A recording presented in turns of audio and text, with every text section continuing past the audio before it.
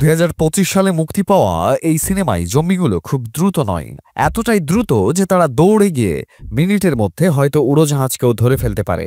এমনকি কিছু জম্বি তো একটু আটটু বুদ্ধিমানও হয়ে গেছে। তারা তাদের গন্ধ শুকে হাজার মাইল দূরের শত্রুকেও খুঁজে বের করতে পারে এবং মানুষের তৈরি মজবুত দুর্গও ভেঙে ফেলতে পারে। এবার বেশি কথা না বলে চলুন সিনেমাটা শুরু করা যাক। একটা ছোট ছেলে বাড়িতে বসে কার্টুন দেখছে, হঠাৎ টিভির সিগন্যাল চলে যায় এবং পর্দায় একটা জরুরি খবর ভেসে ওঠে। খবরে বলা হয় যে সারা বিশ্বে একটা অজানা ভাইরাস ছড়িয়ে পড়েছে, যার কারণে আক্রান্ত মানুষ মাত্র কয়েক মিনিটের মধ্যে ভয়ঙ্কর জম্বির মতো হয়ে যাচ্ছে। এই ভাইরাস দ্রুত ছড়াচ্ছে আর ইতোমধ্যে অনেক শহর ধ্বংস হয়ে গেছে। ছেলেটি এসব খবর মন দিয়ে দেখছে। এমন সময় হঠাৎ ওপরের ঘর থেকে একটা আওয়াজ আসে। ভয়ে ভয়ে সে উপরে গিয়ে দেখে যে এটা তার বড় বোনের মজা ছিল। ঠিক তখনই তাদের বাবার ভিডিও কল আসে, যিনি বাইরের ডিউটিতে আছেন। তিনি তার স্ত্রী ও ছেলে মেয়েদের শহর ছেড়ে তাদের আত্মীয়ের বাড়িতে চলে যেতে বলছে, কারণ এই শহরেও জম্বি ভাইরাস ছড়িয়ে পড়েছে। ছোট মেয়ে এবি তার বাবার হাতে নিজের তৈরি করা লাকি ব্রেসলেট দেখে মুচকি হাসে। এদিকে মা ইতোমধ্যেই জিনিসপত্র গুছিয়ে ফেলেছে। বাইরে থেকে একটানা চিৎকারের আওয়াজ আসছে, তাই মা এক মুহূর্ত নষ্ট না করে তার দুই সন্তানকে নিয়ে বাড়ি থেকে বেরিয়ে যায়। তারা যেই গাড়িতে উঠতে যাচ্ছে, হঠাৎ একটা জম্বি মাকে ধরে ফেলে। এবি তৎক্ষণাৎ গাড়ির নিচে লুকিয়ে পড়ে এবং নিজের চোখের সামনে তার ছোট ভাইকে জম্বির হাতে মরতে দেখে। ছোট মেয়েটি ভয়ে কাঁপতে থাকে, আর তখনই তার মাও একটা প্রাণহীন জম্বিরে পরিণত হয়ে তার দিকে এগিয়ে আসছে। ঠিক সেই মুহূর্তে একটা গুলির আওয়াজ শোনা যায়, আর একজন আঙ্কেল ফেরেশতার মতো এসে এবিকে বাঁচিয়ে নেয়। পরে তিনি এবিকে কান বন্ধ করতে বলেন এবং তার জম্বিতে পরিণত হওয়া ভাইকে গুলি করে মেরে ফেলেন। এরপর 10 বছর কেটে গেছে। জম্বি ভাইরাসের কারণে মানব সভ্যতা পুরোপুরি ধ্বংস হয়ে গেছে। একসময় ঝাঁ চকচকে শহরগুলো এখন ধ্বংসস্তূপে পরিণত হয়েছে। ছোট মেয়ে এবি এখন বড় হয়ে গেছে, আর আঙ্কেল ক্যাসিয়াস তাকে প্রশিক্ষণ দিয়ে জঙ্গলের একজন যোদ্ধায় পরিণত করেছে। এত বছর জঙ্গলে কাটানোর কারণে এবির মনে মানুষের সঙ্গে থাকার প্রবল ইচ্ছে জাগে। তার সবচেয়ে বড় স্বপ্ন হলো এমন একটা মানুষের বসতি খুঁজে পাওয়া যেখানে সে থাকতে পারে। যদিও ক্যাসিয়াসের কাছে সবচেয়ে ভালো জায়গা হলো এমন একটা নির্জন দ্বীপ যেটা মূল ভূখণ্ড থেকে অনেক দূরে। তখন রাতের অন্ধকারে ক্যাসিয়াস বাইরে লাগানো অ্যালার্মের শব্দে ঘুম থেকে জেগে ওঠে। সে সাবধানে তার তাঁবু থেকে বেরিয়ে যায়, আর তখনই অন্ধকার থেকে একটা জম্বি তার উপর হামলা করে, কিন্তু ক্যাসিয়াস একটানা গুলি চালিয়ে তাকে মেরে ফেলে। দুজনেই খুব মনমরা হয়ে পড়ে, কারণ জম্বিরা দল ভেদে থাকতে পছন্দ করে আর আশেপাশে নিশ্চয়ই আরো জম্বি থাকবে। তাই ভোর হওয়ার আগেই তারা জিনিসপত্র গুছিয়ে সেখান থেকে চলে যাওয়ার প্রস্তুতি নেয়। তখনই পথে তাদের ঘোড়াগুলো অস্থির করতে শুরু করে। ক্যাসিয়াস বুঝতে পারে বিপদ কাছাকাছি আছে। দুজনে চারপাশে তাকায় আর দূরে দেখে একটা জিপ জম্বিদের দ্বারা ঘিরে রয়েছে। ক্যাসিয়াস প্রথমে এড়িয়ে যেতে চায়, কিন্তু এবি কিছু না বলে গুলি চালিয়ে দেয়। তাই বাধ্য হয়ে তাদের বাকি জম্বিগুলোকে মারতে হয়। এরপর দুজনে জিপের কাছে যায় এবং সেখান থেকে প্রয়োজনীয় জিনিস নিতে শুরু করে। ক্যাসিয়াস মৃত একজনের জুতো নিয়ে নেয়, আর সেগুলো নেওয়ার সময় গাড়ির ভেতর থেকে ওয়াকি টকির আওয়াজ শুনতে পায়। জানা যায় মৃত লোকদের আরো সঙ্গে ছিল। ক্যাসিয়াস তৎক্ষণাৎ সেখান থেকে চলে যেতে চায়, কিন্তু পরক্ষণেই কয়েকটা এসইউভি গাড়ি দ্রুত এসে পড়ে আর অনেকগুলো অস্ত্রধারী লোক তাদের ঘিরে ফেলে। কিছু লোক ক্যাসিয়াসের খোলা জুতো খুঁজে পায়, আর তাতে তারা ভাবে এরাই তাদের সঙ্গীদের মেরেছে। দুই পক্ষের মধ্যে উত্তেজনা বাড়তে থাকে। ঠিক তখনই একজন গর্ভবতী মহিলা গাড়ি থেকে নেমে তার সঙ্গীদের এবি আর ক্যাসিয়াসকে ছেড়ে দেওয়ার জন্য বলে। এমন সময় কালো ঘোড়াটা আবার সতর্কতার সংকেত দেয়, আর পরক্ষণেই দূরের জঙ্গল থেকে গর্জনের আওয়াজ ভেসে আসে। অসংখ্য জম্বি বন্যার মতো চারিদিক থেকে উপত্যকার দেওয়ালগুলোর দিকে এগিয়ে আসতে শুরু করে। লোকদের পালানোর সময় থাকে না, তাই তারা অস্ত্র বের করে সেখানেই লড়াই শুরু করে। একজন মহিলা জম্বির মধ্যে চিন্তা করার ক্ষমতা ছিল, আর সে তার সঙ্গীদের লড়তে দেখছিল। বেঁচে থাকা লোকদের লুকানোর কোনো জায়গা ছিল না, আর খুব শীঘ্রই তাদের সংখ্যা কমতে শুরু করে। একজন শক্তিশালী লোক দুর্ভাগ্যবশত জম্বির কামড়ের শিকার হয়। সে নিজেকে গুলি করতে চায়, কিন্তু তার গুলি ফুরিয়ে যায়। ঠিক তখনই এবি গর্ভবতী মহিলাকে ধরে জিপে বসায়। ক্যাসিয়াস লড়তে লড়তে পিছনে যায়, আর সেই বুদ্ধিমান মহিলা জম্বিকে মেরে ফেলে। তারপর সে দ্রুত গাড়ি চালিয়ে জম্বির ঝাঁক থেকে বেরিয়ে যায়। একটা কালো মুখের জম্বি সেই মৃত মহিলাকে দেখে এমনভাবে গর্জন করে যেন তার স্ত্রী মারা গেছে। এদিকে ক্যাসিয়াস গর্ভবতী মহিলা আর তার স্বামীকে জম্বির হাত থেকে বাঁচিয়ে নিয়ে যায়। জিজ্ঞাসা করার পর জানা যায় এ বেঁচে যাওয়া লোকেরা শিপটাউন নামে একটা নিরাপদ জায়গায় যেতে চায়। এটা শুনে এবি খুব খুশি হয়, কারণ এটাই সেই জায়গা যেখানে সে সবসময় যেতে চেয়েছিল। দিক নির্দেশ ঠিক করার পর ক্যাসিয়াস গাড়ি চালাতে যায়, কিন্তু পথের মাঝখানে গাড়িটা খারাপ হয়ে যায়। গর্ভবতী মহিলার স্বামী নিচে নেমে নিজের পরিচয় দেয়। তার নাম ডেভিল, আর সে একজন মেকানিক, কিন্তু যন্ত্রাংশের অভাবে সে গাড়িটা ঠিক করতে পারবে না। বাধ্য হয়ে ক্যাসিয়াস আর বাকি সবাই পায়ে হেঁটে এগিয়ে যাওয়ার সিদ্ধান্ত নেয়। তারা পাহাড়ি পথ ধরে সোজা এগিয়ে যায় এবং শিগগিরই এবির জন্মস্থানের শহরে পৌঁছে যায়, যেখানে উঁচু উঁচু ভবনগুলো এখনও দাঁড়িয়ে আছে, কিন্তু চারপাশে মৃত্যুর নিস্তব্ধতা ছড়িয়ে রয়েছে। ক্যাসিয়াস একটা খোলা জায়গাওয়ালা ভবন খুঁজে বের করে এবং সেখানেই রাত কাটানোর সিদ্ধান্ত নেয়। আশেপাশে কোনো বিপদ নেই এটা নিশ্চিত করার পর তারা আগুন জ্বালিয়ে খাবার তৈরি করে। এবি শিপটাউন নামের সেই জায়গাটা নিয়ে খুব উৎসুক। গর্ভবতী মহিলা ইতিমধ্যে ওয়্যারলেসের মাধ্যমে তাদের সঙ্গে যোগাযোগ করেছে। নাম থেকেই বোঝা যায় শিপটাউন অনেকগুলো বড় জাহাজ জুড়ে তৈরি করা হয়েছে। এই জায়গাটা মাটির সঙ্গে যুক্ত নয়, তাই খুব নিরাপদ। এখানে প্রচুর পরিমাণে পানি আর খাবার রয়েছে, তাই বেঁচে যাওয়া মানুষের জন্য এটা একটা স্বপ্নের জায়গা। এসব শুনে এবির চোখ দুটো উত্তেজনায় চকচক করে ওঠে, কিন্তু ক্যাসিয়াসের এতে কোনো আগ্রহ নেই। তার কাছে ফালতু সময় নেই, সে বাইরে আরো সতর্কতার সংকেত আর বোমার ফাঁদ পাততে চায়। সবকিছু ঠিকঠাক করার পর ক্যাসিয়াস তার পরবর্তী পরিকল্পনার কথা বলে। সে মেগান আর তার স্বামীকে কিছুদূর পর্যন্ত পৌঁছে দেবে, তারপর তারা আলাদা পথে যাবে, কারণ তার লক্ষ্য অন্যদিকে অবস্থিত একটা বন্দর। এবি এতে খুব বিরক্ত হয়ে যায় এবং চুপিসারে ক্যাসিয়াসের কাছে গিয়ে তার সঙ্গে তর্ক শুরু করে কেন সে তার সঙ্গে শিপটাউনে যাচ্ছে না। ক্যাসিয়াস খুব শান্তভাবে বোঝায়, যেখানে বেশি মানুষ থাকে সেখানে বিপদও বেশি। কিন্তু এবি মানুষের খারাপ দিক আর ক্যাসিয়াসের কথা মোটেও বোঝে না। সে ক্যাসিয়াসের সঙ্গে প্রচুর ঝগড়া করে এবং তারপর একা গিয়ে ওপরে রাত কাটাতে চলে যায়। কিন্তু দুজনের কেউই জানতো না যে সেই কালো মুখের জম্বি তাদের ফেলে আসা গাড়ির গন্ধ শুকে তাদের খুঁজে বের করেছে। মনে হয় সে জম্বি নেতা ক্যাসিয়াসের সঙ্গে পাঙ্গা নেওয়ার জন্য তৈরি হয়ে গেছে। পরের সকালে এবি তার শৈশবের ছবি দেখছে। হঠাৎ নিচে গাছপালার মধ্যে থেকে খসখস শব্দ ভেসে আসে।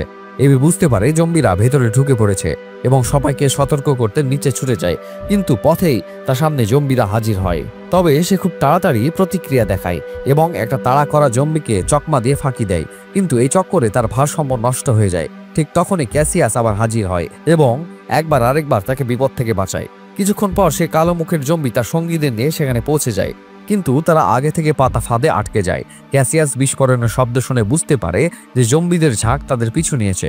তখন এবির হঠাৎ মনে পড়ে কাছে একটা ছোট বিমানবন্দর আছে। শৈশবে তার বাবা তাকে প্রায় সেখানে ঘুরতে নিয়ে যেতেন, হয়তো সেখানে কিছু বিমান থাকতে পারে, এতে সবার অনেক দিনের পথ বেঁচে যাবে। যদিও ক্যাসিয়াসের খুব একটা আশা ছিল না, তবু এবির বারবার বলাই সে সেখানে যেতে রাজি হয়। কিছু দূর হাঁটার পর এবি যে ছোট বিমানবন্দরের কথা বলেছিল সেটা তাদের চোখে পড়ে, কিন্তু সবাই খুব হতাশ হয়, কারণ সেখানে সবকিছু খালি পড়ে আছে, একটাও বিমান চোখে পড়ে না। তবুও এবি হাল ছাড়ে না। তার মনে পড়ে তার বাবা একটা ব্যক্তিগত হ্যাঙ্গার কিনেছিলেন, যেটা এখন একটা ছোট টিলার মতো দেখায় এবং লুকোনো আছে। পুরনো পদ্ধতিতে দরজা খোলার পরে দেখা যায় তার বাবা ছোট বিমানটি সত্যি সেখানে আছে। এবি খুশিতে মুচকি হাসে। অবশেষে সে ক্যাসিয়াসের সামনে নিজের কথা সত্যি প্রমাণ করেছে। যদিও এই বিমানটি অনেকদিন ধরে ব্যবহার করা হয়নি, তাই মেকানিক ডেভিল বলে এটাকে ঠিক করা দরকার। ক্যাসিয়াস আর এবি দূরে একটা উঁচু ভবনে পাহারা দেয়। তারা এখনো ঠিকমতো বসতেও পারেনি, তখনই দেখে অনেকগুলো জম্বি তাদের দিকে এগিয়ে আসছে। ক্যাসিয়াস তৎক্ষণাৎ দৌড়ে গিয়ে মেগান আর তার স্বামীকে বলে তাদের 3 মিনিটের মধ্যে উঠতে হবে। যদিও ডেভিল মেরামত শেষ করতে পারে না। জম্বিদের কাছাকাছি আসতে দেখে এবি সব চিন্তা ছেড়ে তার ঝাপসা স্মৃতির সাহায্যে বিমানটি স্টার্ট করতে সফল হয়, কিন্তু ততক্ষণে অনেক জম্বি রানওয়েতে পৌঁছে গেছে। তাদের গতি একজন দ্রুতগামী ধাবকের মতো, আর তারা প্রায় বিমানটিকে ধরে ফেলতে চলেছে। ঠিক তখনই ক্যাসিয়াস একটা উড়ে আসা জম্বিকে গুলি করে মারে, আর এবি অবশেষে নিয়ন্ত্রণ বুঝে নিয়ে বিমানটিকে সহজেই আকাশে উড়িয়ে দেয়। কালো মুখের জম্বি রাজা আকাশের দিকে তাকায়, আর তার চোখে নানা রকম ভাব ফুটে ওঠে। বিমানে বসা সবাই খুব খুশি, কারণ তারা শীঘ্রই শিপটাউনে পৌঁছে যাবে। কিন্তু পরক্ষণে বিমানের পেছনের অংশে ধোঁয়া বেরোতে শুরু করে, আর তারপর সেটা সোজা গিয়ে মাটির দিকে পড়তে থাকে। ভাগ্য ভালো, তারা বেশ সৌভাগ্যবান। বিমানটা খুব বেশি উচ্চতায় ছিল না, আর বারবার ধাক্কা খাওয়ার কারণে তার গতি কমে গিয়েছিল। 4 জনেরই শুধু হালকা চোট লাগে, কিন্তু বিমানটা এখন আর ব্যবহারের উপযুক্ত নেই। তাদের পায়ে হেঁটে এগোতে হবে। হাঁটতে হাঁটতে তারা একটা নির্জন রেলওয়ে স্টেশনে পৌঁছে যায়। আশেপাশে কোনো জম্বি নেই। এটা নিশ্চিত করার পর ক্যাসিয়াস সেখানেই রাত কাটানোর সিদ্ধান্ত নেয়। বন্দর আর শিপটাউন পাহাড়ের ওপারে। তারা 4 জন কিছু দূর পর্যন্ত একসঙ্গে হাঁটতে পারে।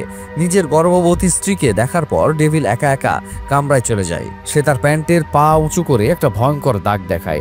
আসলে কয়েকদিন আগে তাকে একটা জম্বি কামড়েছিল। ডেভিল জানে সে শীঘ্রই জম্বিতে পরিণত হবে, তাই সে নিজেকে গুলি করতে চায়, কিন্তু তার হবু স্ত্রীর কথা ভেবে ডেভিল এই চিন্তা ত্যাগ করে। পরের সকালে ক্যাসিয়াসের কাছে ডেভিলের কিছু অদ্ভুত লাগে। সে সুযোগ বুঝে ডেভিলের প্যান্টের পা উঁচু করে জম্বির কামড়ের দাগ দেখে ফেলে। যদিও সামনে হাঁটতে হাঁটতে এবি তাকে তাড়াতাড়ি করতে বলে, তাই ক্যাসিয়াস ডেভিলকে সেখানেই মারার পরিকল্পনা ছেড়ে দেয়। হাঁটতে হাঁটতে রাত হয়ে যায়, আর হঠাৎ তাদের সামনে একটা ফার্ম হাউস চোখে পড়ে। ক্যাসিয়াস চুপচাপ বন্দুক বের করে এগিয়ে যায়। তখনই দরজায় লাগানো স্পিকার থেকে হঠাৎ সতর্কতা শব্দ ভেসে আসে, ভেতরে কেউ আছে। এটা নিশ্চিত হওয়ার পর এবি শান্তভাবে এগিয়ে বলে তার কোনো খারাপ উদ্দেশ্য নেই, তাদের সঙ্গে একজন গর্ভবতী মহিলা আছে। জানতে পেরে বাড়ির মালিকের সন্দেহ দূর হয়। সব অস্ত্র জমা দেওয়ার পর একজন বৃদ্ধ লোক অতিথিপরায়ণভাবে সবাইকে বাড়ির ভেতরে ডাকে। তারা এখানে সোলার পাওয়ার আর বৃষ্টির পানি ফিল্টার করার সিস্টেম তৈরি করেছে। এবি অবশেষে গরম পানি দিয়ে গোসল করতে পারে। সুস্বাদু রাতের খাবার খাওয়ার পর ক্যাসিয়াস তার ল্যাপটপ চার্জ করে। তাতে তার স্ত্রীর সঙ্গে তোলা ছবি আছে, যার মধ্যে একটা ছবি তার স্ত্রীর গর্ভবতী থাকার সময়ে। ছবিগুলো দেখার পর ক্যাসিয়াস মেগানের কাছে যায় এবং বলে সে তার সিদ্ধান্ত বদলেছে। ক্যাসিয়াস বলে সে আগে মেগানকে শিপটাউনে পৌঁছে দেবে, তারপর এবির সঙ্গে বন্দরের খোঁজ করবে। তখনই বাড়ির মালিক সবাইকে শারাপ দেয়, আর এতদিন পর সবাই আরামে বসে গল্প করার সুযোগ পায়। কিন্তু গল্প করতে করতে তাদের কিছু গোলমাল মনে হয়। বাড়ির মালিক বলে জম্বিরা মানুষের বিবর্তনের পরবর্তী ধাপ, তারা সবচেয়ে বড় শিকারী, তাই তাদের পৃথিবীতে রাজ করা উচিত। যেমন মানুষ আগে লোভের বশে অন্য প্রাণীদের শিকার করেছিল। এটা শুনে সবাই চমকে যায়। ডেভিলের শরীর বেশি খারাপ লাগে আর সে বাথরুমে যায়। তার শরীরে ভাইরাস পুরোপুরি ছড়িয়ে পড়েছে। ডেভিল যখন হলে ফিরে আসে দেখে ক্যাসিয়াস আর বাকি দুজন অজ্ঞান হয়ে পড়ে আছে। বাড়ির মালিক তৎক্ষণাৎ হাতে ধরা একটা ডিভাইসে বোতাম টিপে দেয়। ডেভিল হঠাৎ খুব দুর্বল বোধ করে এবং মাটিতে লুটিয়ে পড়ে। যখন ডেভিল আবার উঠে দাঁড়ায় দেখে তাকে আর তার সঙ্গীদের ঝুলিয়ে রাখা হয়েছে। আসলে বাড়ির মালিক শরাবে অজ্ঞান করার ওষুধ মিশিয়েছিল, আর সে লোকটি আসলে একজন বিজ্ঞানী। বহু বছরের গবেষণার পর সে একটা বিশেষ ডিভাইস তৈরি করেছে যেটা কম ফ্রিকোয়েন্সি সিগন্যাল দিয়ে জম্বিদের আচরণ নিয়ন্ত্রণ করতে পারে। আর ফাঁদে আটকা পড়া ক্যাসিয়াস ও বাকিরা তার পরীক্ষার উপকরণ। এসব বলার পর বিজ্ঞানী পেছনে একটা খাঁচায় দরজা খোলে। তার মধ্যে তার স্ত্রী বন্দি আছে, যে আগেই জম্বিতে পরিণত হয়েছে। সে সুইচ ঘোরায় আর জম্বিটি সত্যি ক্যাসিয়াসের উপর হামলা করে। কিন্তু ডেভিল ভাইরাসের শক্তিতে দড়ি ছিঁড়ে ফেলে এবং ডিভাইসের নিয়ন্ত্রণ উপেক্ষা করে বাধা ক্যাসিয়াস ও বাকিদের বাঁচিয়ে নেয়। বাড়ির মালিক বিপদ বুঝে তৎক্ষণাৎ পালিয়ে যায় এবং শিগগিরই চোখের আড়াল হয়ে যায়। ক্যাসিয়াস আর সেখানে থাকতে চায় না। সে বাইরে একটা গাড়ি খুঁজে বের করে এবং সবাইকে নিয়ে ঘন জঙ্গলের দিকে রওনা দেয়। কিন্তু বাড়ির মালিক এত সহজে হার মানার পাত্র নয়। সে তার ডিভাইস দিয়ে জম্বিদের ঝাঁক নিয়ন্ত্রণ করে তাদের পিছু নেয়। ক্যাসিয়াস গাড়ির গতি বাড়াতে থাকে, কিন্তু সামনের পথ বন্ধ ছিল। তখন তাদের কাছে বাইক নিয়ে পালানো ছাড়া আর কোনো উপায় নেই। ডেভিল জানে তার হাতে বেশি সময় নেই, তাই সে পেছনে একটা জম্বিদের আটকানোর সিদ্ধান্ত নেয়। তার স্ত্রীর সঙ্গে কিছু কথা বলার পর সে সাহস করে জম্বিদের ঝাঁকে ঢুকে পড়ে, যদিও এতে জম্বিদের তাড়া মাত্র কিছুক্ষণের জন্য থামে। ক্যাসিয়াস মেগানকে কোলে নিয়ে লড়তে লড়তে পিছিয়ে যায়। জম্বিরা যখন তাদের কাছে পৌঁছাতে চলেছে তখন হঠাৎ তাদের সামনে একটা মানুষের তৈরি চৌকি চোখে পড়ে। এবি বুঝতে পারে এটাই শিপটাউন। চৌকির পাহারাদাররা আওয়াজ শুনে তৎক্ষণাৎ বন্দুক বের করে হামলাকারী জম্বিদের মারতে শুরু করে। কালো মুখের জম্বি তার সঙ্গীদের এগোতে বাধা দেয়, কারণ সামনে পানির পথ আর তারা সেটা পার হতে পারে না। কিছুক্ষণ পর ক্যাসিয়াস ও বাকিরা নৌকায় করে ক্যাম্পের মাঝখানে পৌঁছে যায়। মেগানের প্রসবের সময় এসেছে আর তার তৎক্ষণাৎ চিকিৎসার প্রয়োজন। ভালো ব্যাপার হলো এখানে ডাক্তার ও হাসপাতালের সুবিধা রয়েছে। পরের সকালে তারা দুজন পুরো ক্যাম্পটা ভালোভাবে ঘুরে দেখে। অনেকগুলো বড় জাহাজ জুড়ে মাটি থেকে দূরে একটা বিশাল প্ল্যাটফর্ম তৈরি করা হয়েছে। ক্যাসিয়াস অবশেষে ক্যাম্পেইনের ইনচার্জের সঙ্গে দেখা করে। তিনি এখানে তাদের থাকার জন্য স্বাগত জানান, তবে কিছু নিয়ম মেনে চলতে হবে। ক্যাসিয়াস কিছু না ভেবেই সেখান থেকে ঘুরে চলে যায়। তার মনে হয় নির্জন দ্বীপে থাকাই বেশি ভালো, কিন্তু এবি এখানেই থাকার সিদ্ধান্ত নিয়ে ফেলেছে। তার সমবয়সী সঙ্গীদের সঙ্গে থাকার খুব ইচ্ছে। এ নিয়ে ক্যাসিয়াস আর এবির মধ্যে তুমুল ঝগড়া হয়। ঠিক তখনই ডাক্তার এসে জানায় মেগান একটি কন্যা সন্তানের জন্ম দিয়েছে, কিন্তু অতিরিক্ত রক্তক্ষরণের কারণে সে হয়তো বেশি দিন বাঁচবে না। ক্যাসিয়াসের মন ভারী হয়ে যায় আর সে তৎক্ষণাৎ হাসপাতালের ঘরে ছুটে যায়। মেগান খুব দুর্বল হয়ে পড়েছে আর সে তার নবজাতক কন্যাকে ক্যাসিয়াসের হাতে তুলে দিতে চায় যেন সে এবির মতো বড় হয়। ক্যাসিয়াস তার মৃত স্ত্রীর কথা ভেবে অবশেষে মেগানের কথা মেনে নেয়। সে জানে এখন তার কাঁধে আরেকটা দায়িত্ব এসে পড়েছে। এদিকে এবি একজন হ্যান্ডসাম ছেলের সঙ্গে ঘুরে প্রথমবার খুব মজা করে। সে কখনো ভাবেনি যে এতগুলো মানুষ একসঙ্গে বসে শরাব পান করতে পারে আর সুন্দর সঙ্গীতে মজিয়ে নাচতে গাইতে পারে। তাই তার এখানে থাকার ইচ্ছে আরো পোক্ত হয়। মজা করার পর এবি ভুল করে সে হ্যান্ডসাম ছেলেকে চুপিসারে একটা কেবিনে যেতে দেখে। কৌতূহলী হয়ে সে ভেতরে গিয়ে দেখে কেবিনটা তার আর বোমে ভরা। একটা ওয়্যারলেস সুইচ আলাদাভাবে জ্বলছে। তখনই সেই ছেলে দৌড়ে এসে বলে তারা শিপটাউনের নিচে বোমা লাগিয়েছে। যদি কখনো এই জায়গাটা বিপদে পড়ে তাহলে লোকেরা গোপন পথ দিয়ে পালিয়ে যাবে আর এটা উড়িয়ে দেবে। কিন্তু দুজনের কারোরই ধারণা ছিল না যে এই দিন এত তাড়াতাড়ি চলে আসবে। সে পাগল বিজ্ঞানীর রাগ ঠান্ডা হয়নি, আর সে তার নিয়ন্ত্রিত ডিভাইসের মাধ্যমে সেই কালো মুখের জম্বির রাজার সঙ্গে হাত মেলায়। বিজ্ঞানীর সাহায্য পাওয়ার পর শিপটাউনের পানির প্রাকৃতিক প্রতিরক্ষা ব্যর্থ হয়ে যায়। অনেক জম্বি পানির নিচ দিয়ে বা নৌকার সাহায্যে শিগগিরই শিপটাউন ক্যাম্পে ঢুকে পড়ে। হঠাৎ হামলায় বেঁচে যাওয়া অনেক মানুষ তৎক্ষণাৎ মারা যায়, আর যাদের লুকোনোর জায়গা ছিল না তারা শেষমেশ জম্বিদের খাবারে পরিণত হয়। ক্যাসিয়াসের এবির জন্য চিন্তা হয়, আর সে ভিড়ের বিপরীত দিকে তাকে খুঁজতে যায়। জম্বিদের মারতে মারতে সে এগিয়ে যায় এবং অবশেষে তাকে ডেকের উপর লড়াই করতে দেখে খুঁজে পায়।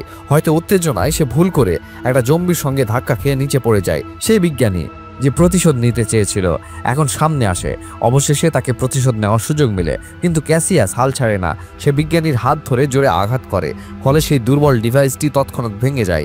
জম্বিদের নিয়ন্ত্রণ করার ক্ষমতা শেষ হয়ে যাওয়ার পর বেচারা বুড়ো বিজ্ঞানী শীঘ্রই জম্বিদের শিকারে পরিণত হয়। ভাগ্য ভালো, এই ক্যাম্পে আগে থেকেই পালানোর পথ তৈরি ছিল। অনেক বেঁচে যাওয়া মানুষ সুড়ঙ্গ পথ দিয়ে নদীর ওপারে পৌঁছে যায়। তারা যখন বোমা চালু করতে যায় তখন সেই হ্যান্ডসাম ছেলে বলে, থামো, কারণ এবি এখনো নৌকায় আছে। ক্যাসিয়াস দৌড়ানোর সময় একটা চুপ্পু দিয়ে জম্বির রাজাকে মেরে ফেলে। এবি ভুল করে সেই জম্বির হাতে একটা ব্রেসলেট দেখে। এটা কি সেই ব্রেসলেট নয় যেটা সে নিজের হাতে তার বাবার জন্য বানিয়েছিল? কিন্তু মেয়েটির ভাবনার সময় ছিল না, আর ক্যাসিয়াস তাকে জোর করে সুড়ঙ্গে টেনে নেয়। আর সেই হ্যান্ডসাম ছেলে দুজনকে পালাতে দেখে তৎক্ষণাৎ ওয়্যারলেস রিমোট টিপে দেয়, আর পুরো শিপটাউন মুহূর্তে আগুনের গোলায় পরিণত হয়। যদিও সবার লড়াই এখনো শেষ হয়নি। ক্যাম্পের নেতা তার গলা চেপে ধরে আছে, কারণ লড়াইয়ে তাকে জম্বি কামড়েছিল। ভাইরাস ছড়ানোর আগেই সেই কালো মুখের জম্বি তাকে আক্রমণ করে। জম্বি রাজাও বিস্ফোরণে বেঁচে গিয়েছিল। ক্যাসিয়াস তৎক্ষণাৎ এগিয়ে গিয়ে তার সঙ্গে লড়াই শুরু করে। এবি মাটি থেকে বন্দুক তুলে নেয় আর বুঝতে পারে সামনে দাঁড়ানো জম্বি রাজা তার বাবা, কিন্তু সে তার লালন পালনকারী ক্যাসিয়াসকে মারছিল। তাই এবি অবশেষে সিদ্ধান্ত নেয় এবং কালো মুখের জম্বি রাজাকে গুলি করে মেরে ফেলে। অবশেষে সে তার বাবা ছিল না। ক্যাসিয়াস বেঁচে যাওয়া লোকদের নিয়ে দূর সমুদ্রে একটা নির্জন দ্বীপের দিকে তাকায়, আর তারা সেখানে একটা নতুন মানুষের বসতি করার সিদ্ধান্ত নেয়। এতে কোনো সন্দেহ নেই যে আগের বার ক্যাসিয়াস যে মহিলা জম্বিকে মেরেছিল সে ছিল এবির মা। শুধু এটাই বলা যায়, সিনেমার পুরো গল্পটা কাকতালীয় ঘটনায় ভরা ছিল।